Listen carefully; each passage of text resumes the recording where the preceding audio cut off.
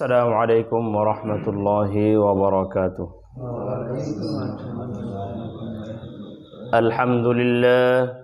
الحمد لله نحمده ونستعينه ونستغفره ونؤمن به ونتوكل عليه ونعوذ بالله من شرور أنفسنا ومن سيئات أعمالنا. من يهده الله فلا مضل له ومن يضلله فلا هادي له. ونشهد أن لا إله إلا الله وحده لا شريك له. ونشهد أن سيدنا وسندنا وحبيبنا وطبيبنا ومرشدنا ومولانا محمدا عبده ورسوله أرسله بالحق بشيرا ونذيرا وداعيا إلى الله بإذنه وسراجا وقمرا منيرا. أما بعد فقد قال الله تعالى في كلامه المجيد وفي فرقانه الحميد: أعوذ بالله من الشيطان الرجيم. بسم الله الرحمن الرحيم. في جنات يتساءلون عن المجرمين ما سلككم في سقر قالوا لم نك من المصلين. صدق الله العلي العظيم وصدق رسوله النبي الكريم. أما بعد فقد قال النبي صلى الله عليه وسلم: بني الإسلام على خمس: شهادة أن لا إله إلا الله وأن محمدا عبده ورسوله وإقام الصلاة وإيتاء الزكاة وصوم رمضان والحج من استطاع إليه السبيل، أو كما قال النبي عليه الصلاة والسلام. وقال تعالى في شان حبيبه مخبرا وآمرا: إن الله وملائكته يصلون على النبي يا أيها الذين آمنوا صلوا عليه وسلموا تسليما. شكر محبة الشتيم. اللهم صل على محمد عبدك ورسولك وصل على المؤمنين والمؤمنات والمسلمين والمسلمات. اللهم صل على محمد عبدك ورسولك وصل على المؤمنين والمؤمنات والمسلمين والمسلمات.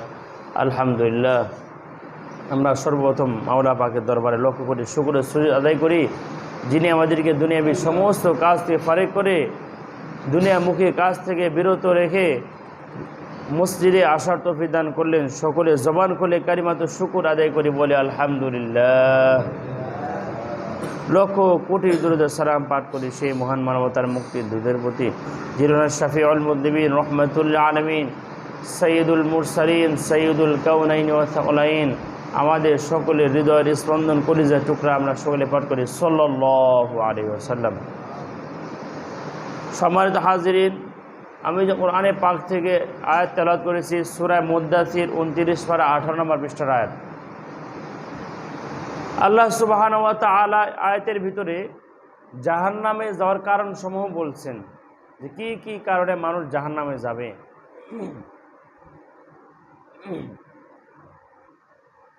ইয়াতাসাআলুন আনিল মুজরিমিন, ইয়াতাসাআলুন আনিল মুজরিমিন।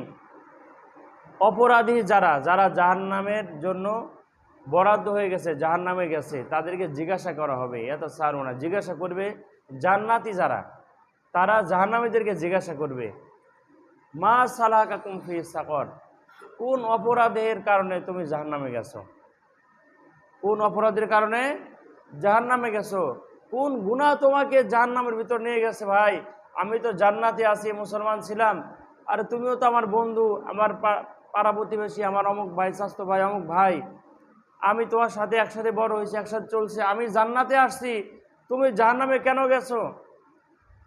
ইয়াতাসালুনা আনিল মুজরিমিন, জিজ্ঞাসা করিবে অপরাধীদেরকে, মা সালাকাকুম ফি সাকর, কোন বদআমল তোমাকে জাহান্নামে নিয়ে গেছে?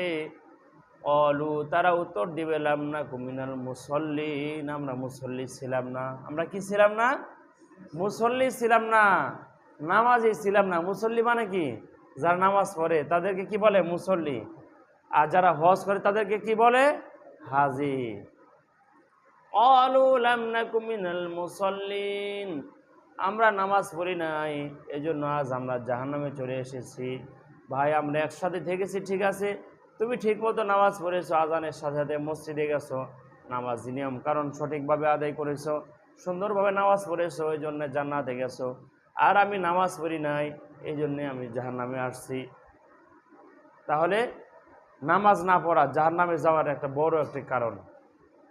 নবীজি সাল্লাল্লাহু আলাইহি সাল্লাম বলেন, বুনিয়াল ইসলামু আলা খামসিন, ইসলামের স্তম্ভ ভিত্তি হলো পাঁচটি। কয়টি বলেন? পাঁচটি।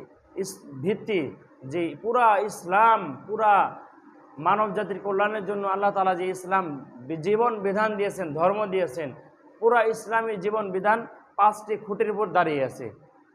পাঁচটি খুঁটির উপরে কি দাঁড়িয়ে আছে? এক নম্বর খুঁটি শাহাদাতি আল্লাহ ইলাহা ইল্লাল্লাহ ওয়া আন্না মুহাম্মাদার রাসূলুল্লাহ।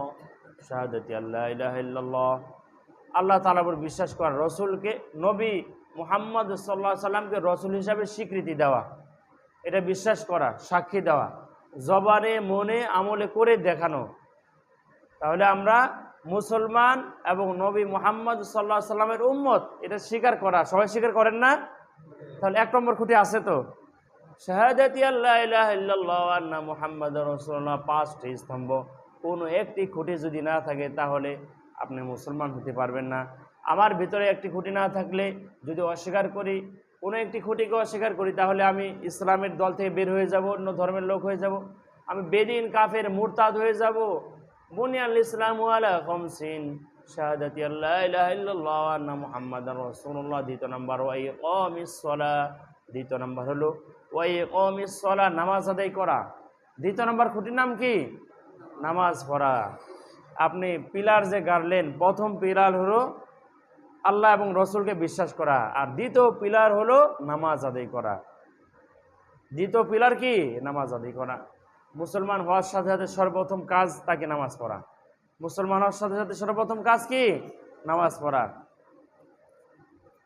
ওয়াকিমিস সালাতা লিযিকরি, আল্লাহ তাআলা বলেন নামাজ পড়ো আমাকে স্মরণ করার জন্য। আমি মুসলমান হয়েছি কিন্তু নামাজ পড়ি না, মুসলমানের ঘরে জন্ম হয়েছে কিন্তু নামাজ পড়ি না, মানে আল্লাহ তাআলাকে ভুলে গেছি। আল্লাহ তাআলা বলেন ওয়াকিমিস সালাতা, নামাজ পড়ো, লিযিকরি, আমার স্মরণে, আমার স্মরণে নামাজ পড়ো। আল্লাহ তাআলা আরেক জায়গায় বলেন ওয়াবুদ রাব্বাকা হাত্তা ইয়াতিয়াকাল ইয়াকিন, নামাজ পড়তে থাকো, ইবাদত করতে থাকো মওত পর্যন্ত, মৃত্যু পর্যন্ত। বুঝ হওয়া থেকে নিয়ে মৃত্যু পর্যন্ত আমাকে আপনাকে নামাজ পড়তেই হবে। যদি অচল হয়ে যায়, মাজুর হয়ে যায়, তাহলে বসে বসে নামাজ পড়েন, বসে না পড়লে শুয়ে নামাজ পড়তে হবে, কিন্তু নামাজ মাফ নাই। কি নাই? নামাজ মাফ নাই। আল্লাহ তাআলা বলেন আরেক জায়গায় উতলু মা উহিয়া ইলাইকা মিনাল কিতাবি ওয়াকিমিস সালাহ, হে নবী, আপনার কাছে যে কোরআন আমি অবতীর্ণ করেছি এটা আপনার উম্মতদেরকে পড়ে পড়ে শোনান আর নামাজ আদায় করেন। ইন্না সলাতা, কেন নামাজ পড়বেন?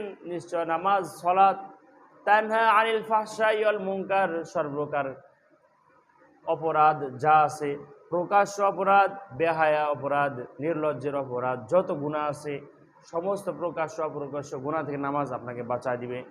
নিশ্চয় নামাজ তানহা, বিরত রাখবে, বাঁচায় দিবে, আনিল ফাহশাই ওয়াল মুনকার, যত ধরনের অপকর্ম আছে, গুনাহ আছে, সগীরা গুনাহ, বড় গুনাহ, সমস্ত গুনাহগুলি থেকে নামাজ আপনাকে বাঁচায় দিবে। ওয়ালা যিকরুল্লাহি আকবার আল্লাহু ইয়ালামু মা তাসনাউন রব্বি জাআলনি মুকিমিস সালাতি ওয়া মিন যুররিয়াতি রব্বানা ওয়া তাকাব্বাল দুআ। নামাজ সম্পর্কে কোরআনে কারিমে স্পষ্ট অস্পষ্টভাবে 700 জায়গায় বলা হয়েছে। বলেন কয় জায়গায় বলছি? 700 জায়গায়। মানে ইসলামের যত বিধান আছে সবচাইতে বেশি নামাজ আর দ্বিতীয় নম্বরে জিহাদ। জিহাদ 400 জায়গায় আছে জিহাদের কথা। যারা ইসলামের শত্রু, ইসলামের ক্ষতি করতে চায়, তাদের বিরুদ্ধে জিহাদ করা লাগবে, যুদ্ধ করা লাগবে। আয়াত আছে 400। কত বলেন? 400। আর নামাজ সংক্রান্ত আয়াত আছে 700। তাহলে সবচাইতে বেশি গুরুত্ব দেওয়া হয়েছে নামাজকে। ঈমান আনার পরে নামাজ, ঈমান আনার পরেই কি নামাজ। নবীজি সাল্লাল্লাহু আলাইহি ওয়াসাল্লাম অনেক হাদিসে বলেন যে আমার উম্মতে, আমার মুসলমানদের ভিতরে আর অন্য ধর্মের ভিতরে পার্থক্য হলো আস-সালাহ, বাইনাল কুফরি ও বাইনাল ইসলামি তরকুস সালাহ। নামাজই হলো দুইটার মধ্যে পার্থক্যকারী। যদি নামাজ পড়ে তাহলে মুসলমান, নামাজ পড়ে না মানে মুসলমানের দল থেকে বের হয়ে গেছে। এমনই ঘোড়ায় সোয়ার হচ্ছেন, গাড়িতে আসেন, নামাজের রক্ত হয়ে গেছে, আপনাকে ওই অবস্থায় নামাজ পড়তে হবে। প্লেনে আসেন, তখনও আপনাকে নামাজ পড়তে হবে। পরিপূর্ণ রুকু সেজদা না দিতে পারলেও ইশারা করে হলেও পড়তে হবে। এটা মাফ নাই, কি নাই? মাফ নাই, কোনো সময় মাফ নাই। প্রত্যেকটা প্রাপ্ত বয়স্ক জ্ঞান সম্পন্ন ব্যক্তি, নরনারীর উপরে নামাজ মৃত্যু পর্যন্ত ফরজ। 10-12 বছর বয়স থেকে নিয়ে, প্রাপ্ত বয়স্ক থেকে নিয়ে। নবীজি সাল্লাল্লাহু আলাইহি সাল্লাম বলেন, নামাজের আদেশ করতে থাকো, নামাজ পড়াইতে থাকো বাচ্চাদেরকে। যখন 7 বছর, 7 বছর বয়স থেকে নামাজ পড়াও। ওয়াজরিবুহুম ওয়াহুম আবনা 10 সিনিন। নামাজের জন্য বাচ্চাদেরকে মারধর করো, বেত্রাঘাত করো যখন 10 বছর বয়স হয়। নবী সাল্লাল্লাহু আলাইহি সাল্লামের মতো দয়াশীল, মন নরম ব্যক্তি পৃথিবীতে আর কেউ ছিলেন না। নবীজির মতো দয়াশীল ব্যক্তি পৃথিবীতে কেউ নাই। আল্লাহ তাআলার পরে যার দয়া সবচেয়ে বেশি, নিজে না খেয়ে যে অন্যদেরকে খাওয়াইছেন, অন্যের ব্যথা ব্যতীত হয়েছেন, সবচাইতে বেশি আমাদের নবী মুহাম্মদ সাল্লাল্লাহু আলাইহি সাল্লাম। তিনি বাচ্চাদেরকে মারা তো দূরের কথা, কেমন আদর করছেন। হযরত আনাস ইবনে মালিক রাদিয়াল্লাহু তাআলা আনহু রাসূলুল্লাহ পাক সাল্লাল্লাহু আলাইহি ওয়াসাল্লামের খিদমতে ছিলেন 10 বছর। তার যখন বয়স 10, নবী সাল্লাল্লাহু আলাইহি ওয়াসাল্লাম হিজরত করে গেছেন, আনাসের বয়স তখন 10। তার মা এসে বলতেছে, ইয়া রাসূলুল্লাহ হাবিবাল্লাহ, আমার ছেলেকে আপনাকে দিয়ে দিছি, খিদমত করবে আপনার মৃত্যু পর্যন্ত। আমি ওয়াকফ করে দিয়েছি আমার ছেলেকে। 10 বছর, মানে নবী সাল্লাল্লাহু আলাইহি ওয়াসাল্লাম মদিনা 10 বছর পরে ইন্তেকাল করেছেন, মৃত্যু পর্যন্ত নবী সাল্লাল্লাহু আলাইহি ওয়াসাল্লামের খিদমত করেছেন স্বেচ্ছায় আনাস ইবনে মালিক রাদিয়াল্লাহু তাআলা আনহু। ও আনাস রাদিয়াল্লাহু আনহু বলেন, আমি যে 10 বছর নবীজির খেদমত করেছি, কোনো দিন আমাকে নবীজি সাল্লাল্লাহু আলাইহি ওয়াসাল্লাম এই কথা কোনো কাজের কারণে, বাচ্চা ভুল হতে পারে, হয় না, ভুল হয়, এলোমেলো হয়, কাজের নিয়ম পরিপন্থী হয়ে যায়। কিন্তু নবীজি সাল্লাল্লাহু আলাইহি ওয়াসাল্লাম কোনো দিন বলেন নাই লিমা তাফাল ওয়া লিমা লাম তাফাল, কেন এই কাজটা করেছো আর তুমি কেন করো নাই, এই কথা কোনো দিন বলেন নাই নবীজি সাল্লাল্লাহু আলাইহি ওয়াসাল্লাম। মানে কমল হৃদয়ের অধিকারী কেমন, যে বাচ্চা ভুল করছে, খাদেম উল্টাপাল্টা করছে, আপনার কাজের লোক যদি ভুল করে আপনি ধমক দিবেন না? 10 বছর নবীজির খেদমত করেছি, কোনোদিন আমাকে এই কথা বলেন নাই তুমি এটা কেন করছো, আমি তো এটা করতে বলি নাই, তুমি কেন করে নাই, আমি তো করতে বলছিলাম, তুমি কেন করো নাই, ভুলটা কেন হলো, এই কথা বলেন নাই কেন? মনে যেন কষ্ট না পায়। ভুল করেন নাই, ভুল করছেন, কিন্তু কোনোদিন বলেন নাই। মানে কেমন কমল হৃদয়ের অধিকারী, মানুষকে আঘাত দেওয়া তো দূরের কথা, কেন করছো আর কেন করে না এই কথাটাও কোনোদিন বলেন না 10 বছরে। আমাদের দ্বারা কোনোদিন সম্ভব? আরে নিজের কলিজার টুকরা সন্তান ভুল করলে তো ধরে শাসন করি, 1 বার 2 বার 3 বার 4 বার তো আমরা আর মানি না, মানি বলেন? আমরা মানি না। আর তিনি বড় ব্যক্তিদেরকে মানে কেমন সচ্ছলভাবে চলেছেন, কেমন কমল হৃদয়ের অধিকারী। তিনি বলতেছেন ওয়াজরিবুহুম ওয়াহুম আবনাউ 10 সিনিনা, তাদেরকে পিটাও, 10 বছর বাচ্চা যারা হয়ে গেছে 10 বছর বা তার উপরের বয়স হয়ে গেছে, নামাজ পড়ে না, তাদেরকে বেত্রাঘাত করো, লাঠি দিয়ে পিটাও নামাজের জন্য। এখানে ছাড় দেন নাই, নামাজের জন্য। এই কমল হৃদয়ের ব্যক্তি পৃথিবীতে সবচেয়ে, যার অন্তরটা নরম, তিনি বলতেছেন নামাজের জন্য পিটাও, লাঠি দিয়ে বেত্রাঘাত করো, লাঠি দিয়ে কি বেত্রাঘাত করো। তাহলে নামাজের গুরুত্বটা কেমন। নবীজি সাল্লাল্লাহু আলাইহি ওয়াসাল্লাম মৃত্যুর সময় কিন্তু কোনো ওসিয়ত করে যান নাই, ওসিয়ত করেছেন শুধু আস-সালাত আস-সালাত মা মালাকাত আইমানুকুম। তিনি তার স্ত্রী, সবচেয়ে মোহাব্বতের স্ত্রী আম্মা জান আয়েশা রাদিয়াল্লাহু আনহার কথা বলেন নাই, তার আরও কত আত্মীয় স্বজন ছিল। মা হযরত ফাতেমা রাদিয়াল্লাহু আনহার কথা বলেন নাই, তার একটি মাত্র কন্যা বেঁচে ছিলেন, তিনি হলো ফাতেমা রাদিয়াল্লাহু আনহা। সবাই তো জীবদ্দশা চলে গেছেন। জামাত আলী রাদিয়াল্লাহু আনহুর কথা বলেন নাই। সবচেয়ে কাছের বন্ধু, বাল্যকালের বন্ধু আবু বকর রাদিয়াল্লাহু আনহুর কথা বলেন নাই। মৃত্যুর সময় বলছেন আস-সালাত আস-সালাত, হে আমার উম্মতের নামাজ পড়ো, তোমরা ঠিকমতো নামাজ পড়ো, মা মালাকাত আইমানুকুম, আর অধীনস্থদের সাথে ভালো ব্যবহার করো। দুইটা কথা বলছেন, নামাজ পড়ো আর অধীনস্থদের সাথে ভালো কথা বলো, ভালো আচরণ করো। এই দুই কথা মানলে জান্নাত আমরা এমনি যেতে পারবো। জান্নাতে আমরা কি এমনি যেতে পারবো। অধীনস্থদের সাথে ভালো আচরণ করা, ইনসাফের আচরণ করা। আমি যে দায়িত্বের, আমি যে লেভেলের, আমার অধীনস্থ যারা, তাদের সাথে আমি ন্যায় ইনসাফের সাথে কাজ করি, তাহলে আমি জবাবদিহিতা থেকে মুক্ত। গ্রামের যে প্রধান, সে গ্রামের সমস্ত অধীনস্থদের সাথে ভালো ব্যবহার করে, ইনসাফের সাথে চলাফেরা করে, ইনসাফের সাথে মুআমালা মুআশারা করে, তাহলে সেই ব্যক্তি জান্নাত যেতে পারবে। যে থানার প্রধান, জেলার প্রধান, এভাবে পুরো রাষ্ট্রের প্রধান, যে সে যদি ইনসাফের সাথে সমস্ত জনগণের সাথে ভালো আচরণ করে, তাহলে সে জবাবদিহিতাতে বেঁচে যাবে। আস-সালাত আস-সালাত, মৃত্যুর সময় নামাজের কথা বলছেন, নামাজের কথা বলতেছি। আর আমরা মুসলমানদের ভিতরে কি অবস্থা? 3 ধরনের মুসল্লি। আমাদের মুসল্লি কয় ধরনের? 3 ধরনের মুসল্লি। একটা তো নিয়মিত মুসল্লি, শুকুর আলী মুসল্লি, আর বাৎসরিক মুসল্লি। বুঝতে পারছেন তো? নিয়মিত মুসল্লি যারা 5 ওয়াক্ত নামাজ পড়ে, আর শুকুর আলী মুসল্লি শুক্রবারে নামাজ পড়ে, জুমার দিন নামাজ পড়ে।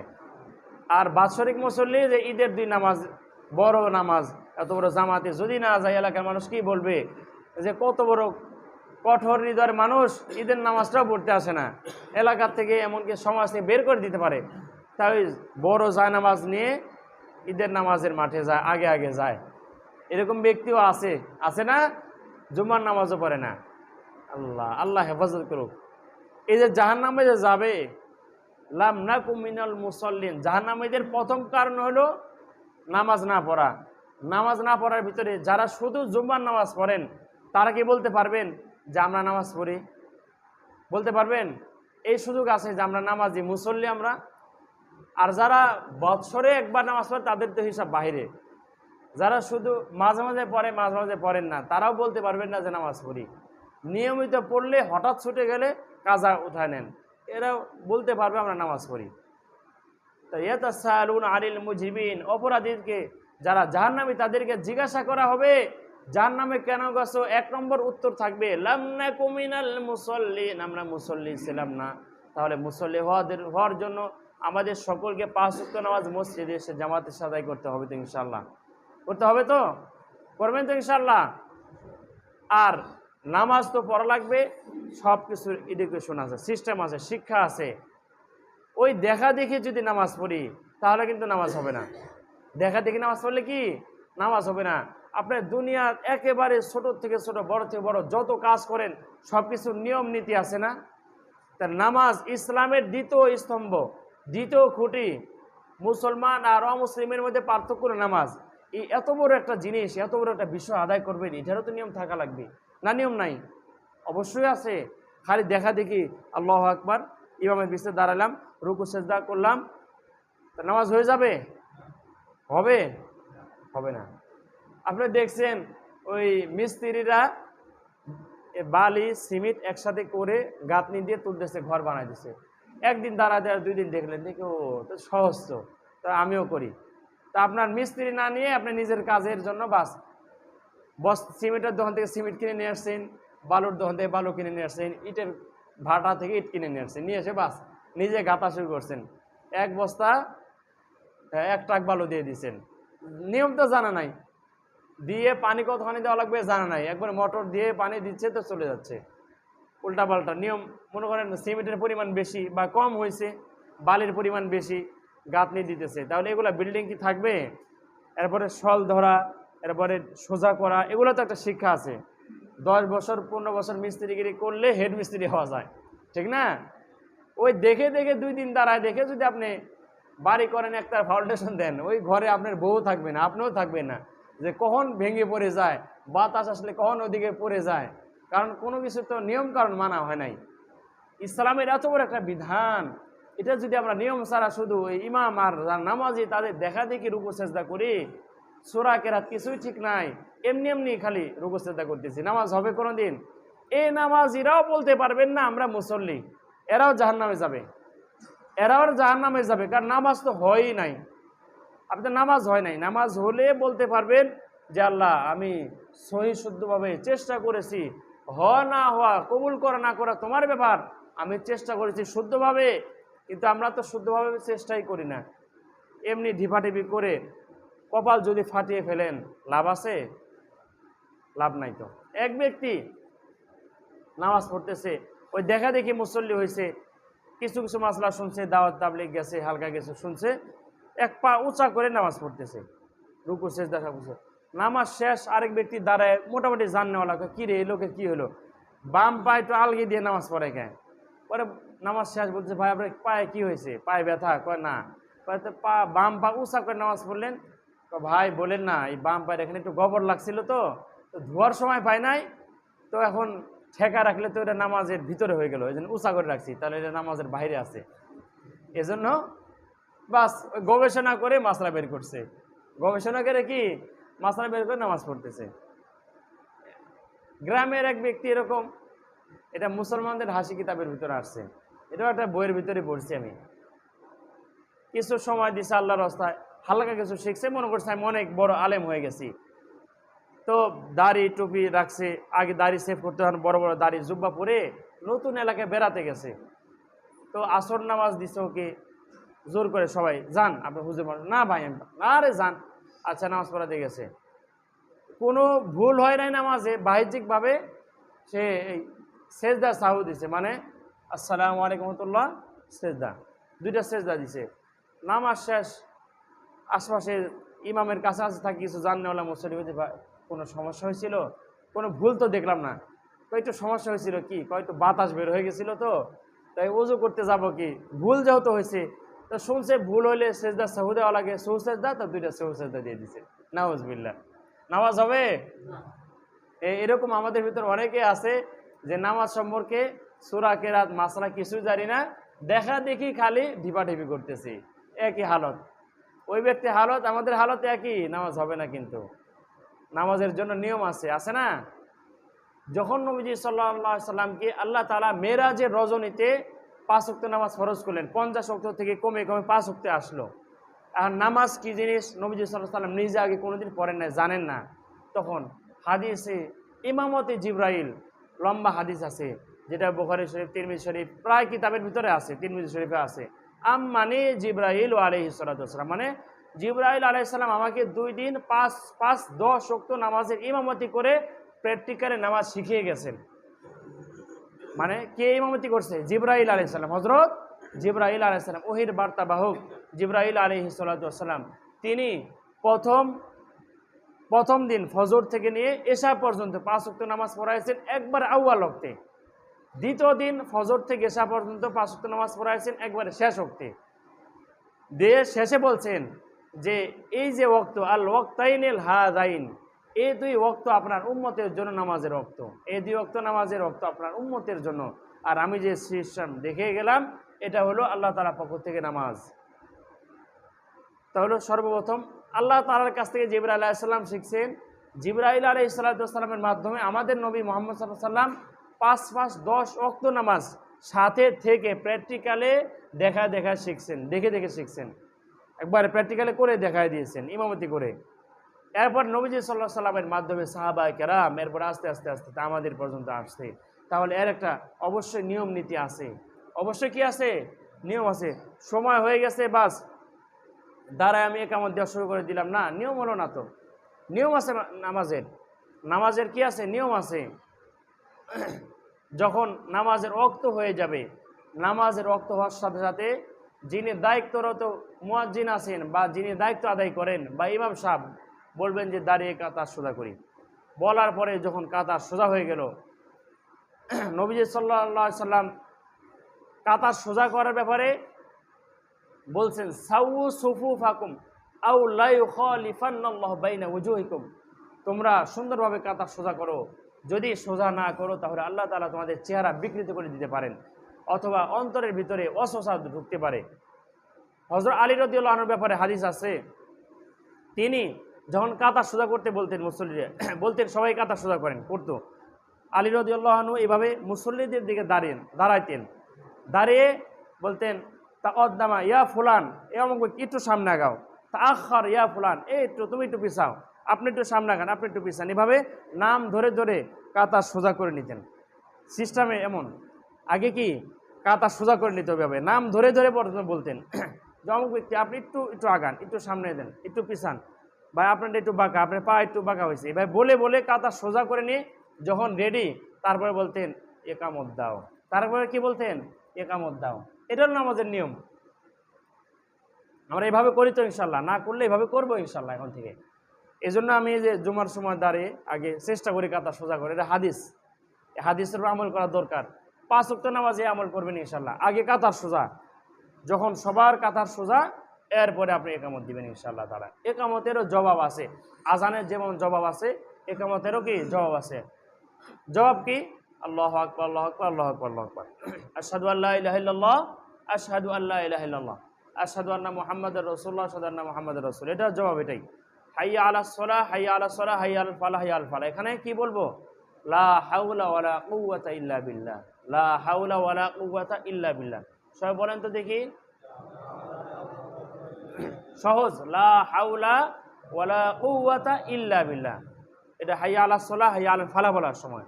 আর কদ কামাতিস সালাহ বলার সময় আকামাহাল্লাহু আদামাহা, আকামাহাল্লাহু আদামাহা। শিখে নেন, নামাজের যে ছোটি বইগুলো আছে এগুলাতে আছে। যারা পারেন না তারা এটাই বলেন আপাতত, কিন্তু এটার দোয়া আকামাহাল্লাহু আদামাহা, এটা হলো জবাব। তারপরে আল্লাহু আকবার, আল্লাহু আকবার, লা ইলাহা ইল্লাল্লাহ, এটাই জবাব। তাহলে এই মুয়াজ্জিন একামত দিয়ে যে সওয়াব পাবে, যারা মুসল্লি আছেন তারা আজানের একামতের জবাব দিয়েও সেই সওয়াবই পাবেন। সুবহানাল্লাহ। মুয়াজ্জিন আজান দিলে যে সওয়াব পান, যারা আজানের জবাব দিবেন তারাও সেই সওয়াবই পাবেন। সুবহানাল্লাহ। এই জন্য আমরা জবাব শিখবো, আগে কাতার সোজা করব, ইমাম সামনে যাবে, আমরা আস্তে আস্তে ইনশাআল্লাহ তাআলা শিখবো। আর পর্যায়ক্রমে নামাজের নিয়ম, ওযুর নিয়ম ইনশাআল্লাহ তাআলা বলা হবে। যেহেতু আমাদের নামাজ হলো ইসলামের, মুসলমান হওয়ার পরে প্রথম স্তম্ভ, দ্বিতীয় স্তম্ভ হলো নামাজ। নামাজ, এই স্তম্ভ আমরা ঠিক করবো আগে ইনশাআল্লাহ তাআলা। নামাজের পরে রোজা, যাকাত, হজ। আল্লাহ তাআলা যদি তৌফিক দান করেন, পর্যায়ক্রমে 5টি স্তম্ভের উপরে মোটামুটি আমাদের ধ্যান ধারণা এবং কিছুটা শিক্ষা যেন হয়, আল্লাহ তাআলা তৌফিক দান করে, বলে আমিন। যারা জুমার আগে সুন্নত পড়ে নেই, আর জুমার পরে অনেকে সুন্নত পড়তে চান না, বাড়িতে গেলে কিন্তু নামাজ সহজে হয় না। বাড়িতে গেলে বিভিন্ন এই কাজ ওই কাজ, এগুলাতে আমরা সুন্নত পড়ে যাবো ইনশাআল্লাহ। আসসালামু আলাইকুম ওয়া রাহমাতুল্লাহ।